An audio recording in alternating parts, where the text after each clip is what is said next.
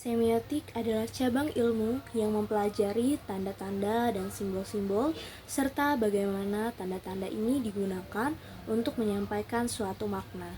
Dalam semiotik, tanda bisa berupa apapun yang dapat mewakili sesuatu yang lain, seperti kata-kata, gambar, suara, atau bahkan gestur. Ilmu ini tidak hanya fokus pada tanda itu sendiri, tetapi juga pada bagaimana tanda-tanda ini dipahami dalam konteks budaya dan sosial.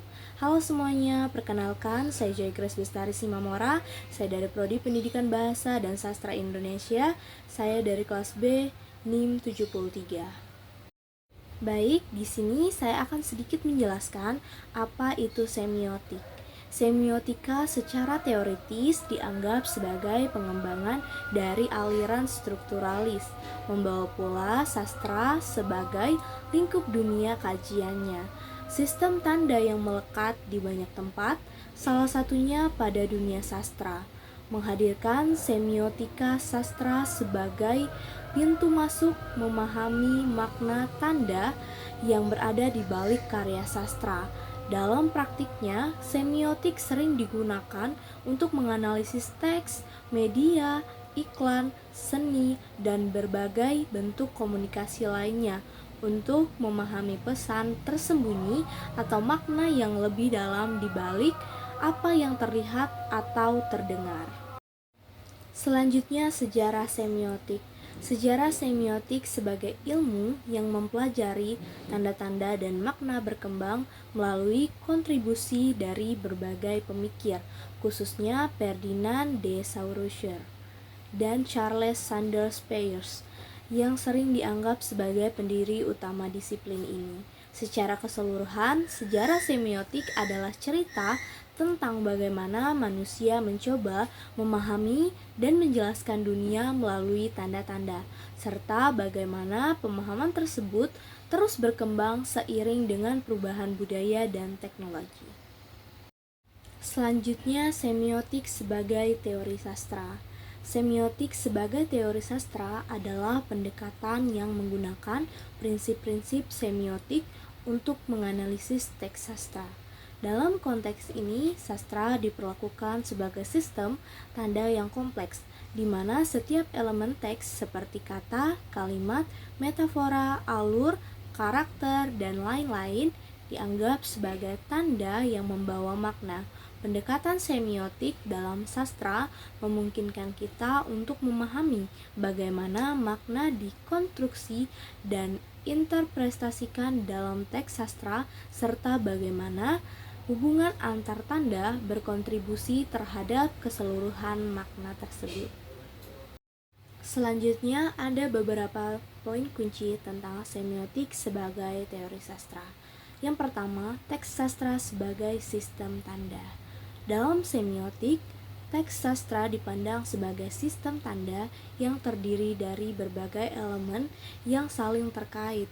Setiap elemen dalam teks berfungsi sebagai tanda yang mengandung makna tertentu, misalnya kata-kata, frasa, simbol, dan struktur naratif. Semuanya berkontribusi pada makna keseluruhan teks. Penulis dan pembaca sama-sama terlibat dalam proses semiotik ini. Penulis menciptakan tanda-tanda yang mengarahkan makna tertentu, sementara pembaca menafsirkan tanda-tanda tersebut berdasarkan pengetahuan dan pengalaman mereka sendiri. Yang kedua, penanda dan petanda dalam sastra. Mengacu pada konsep Saussure, dalam konteks sastra, penanda adalah bentuk material teks, seperti kata-kata yang ditulis atau diucapkan, sementara petanda adalah konsep atau makna yang dirujuk oleh penanda tersebut. Hubungan antara penanda dan petanda dalam sastra seringkali bersifat kompleks dan ambivalen, memungkinkan berbagai interpretasi dan makna berganda. Sastra dengan sifatnya yang penuh metafora, simbolisme, dan permainan bahasa menawarkan ruang luas untuk eksplorasi semiotik. Contohnya yang ketiga, konteks budaya dan sosial. Pendekatan semiotik dalam sastra juga memperhatikan konteks budaya dan sosial di mana teks tersebut ditulis dan dibaca. Makna tanda-tanda dalam teks sastra seringkali dipengaruhi oleh norma-norma budaya, ideologi, dan konvensi sosial yang berlaku pada saat itu. Roland Barthes misalnya berbicara tentang pembaca dan pembacaan dalam konteks mitologi budaya, di mana teks sastra tidak hanya dipahami dalam arti literal, tetapi juga sebagai produk dari konteks budaya yang lebih luas. Dan yang terakhir, analisis naratif. Semiotik juga diterapkan dalam analisis struktur naratif.